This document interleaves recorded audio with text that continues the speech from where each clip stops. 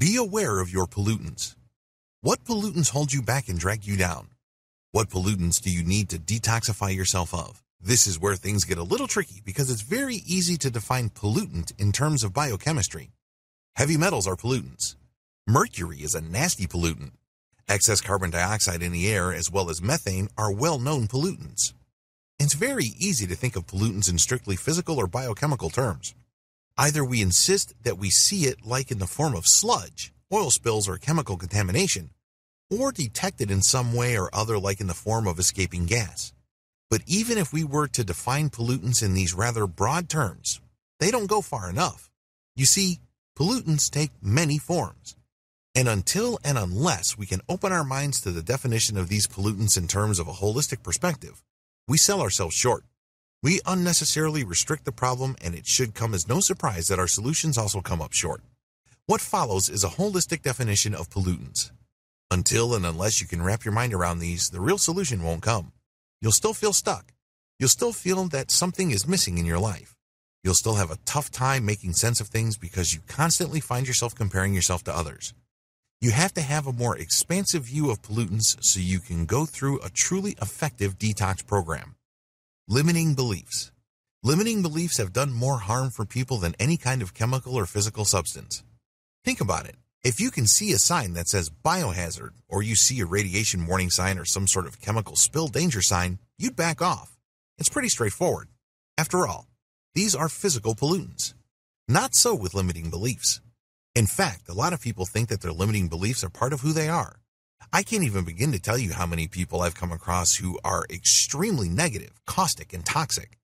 When I talk to these individuals, they basically tell me, "This is who I am. This is all I could be. I was born this way." This is a problem.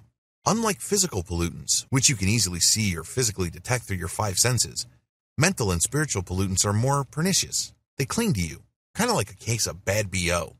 And just like BO, the longer you have it, the less you smell it. Your limiting beliefs, sooner or later, define you.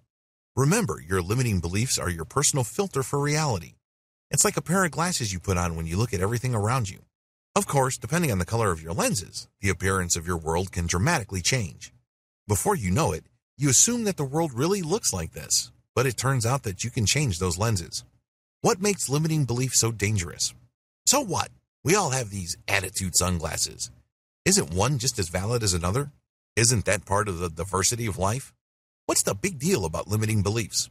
Well, limiting beliefs are dangerous precisely because they trick you into thinking that they come from you. You are under the impression that your limiting belief is just restricted to you, that it's part of who you are, that it's the product of you living your life. We make all sorts of grand justifications and explanations about our limiting beliefs. It's kind of like being bound in handcuffs, and you spend a lot of time decorating your handcuffs. Maybe you'd be better off realizing that you're wearing handcuffs no matter how beautiful those handcuffs are. Maybe the better approach would be to think about how to take off those handcuffs. But unfortunately, we reach a point with our limiting beliefs that we believe they're a part of our identity, and we simply cannot let go of them. In fact, some people take this to the next level and say they will die without these beliefs. They draw neat, tidy lines of limitation around their complete life, who they can be, the things they can do, the people they can hang out with, and what their future could look like. The reality behind limiting beliefs. What if I told you that your limiting beliefs are chosen? You don't have to keep saying to yourself that you are dumb, or you don't have what it takes, or that you have no money. You don't have to keep saying to yourself that you're unlucky, or that you're ugly, or too old to get married. Just as you are able to choose them in the first place, you can choose to let them go. At first, you took on a limiting belief casually. You kind of picked it up as you were moving along.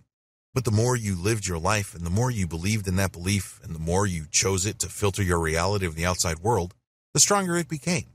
It became harder and harder to let go. Celebrate your power of choice. The key to detoxifying yourself from limiting beliefs and other forms of spiritual pollution is to rediscover your power of choice.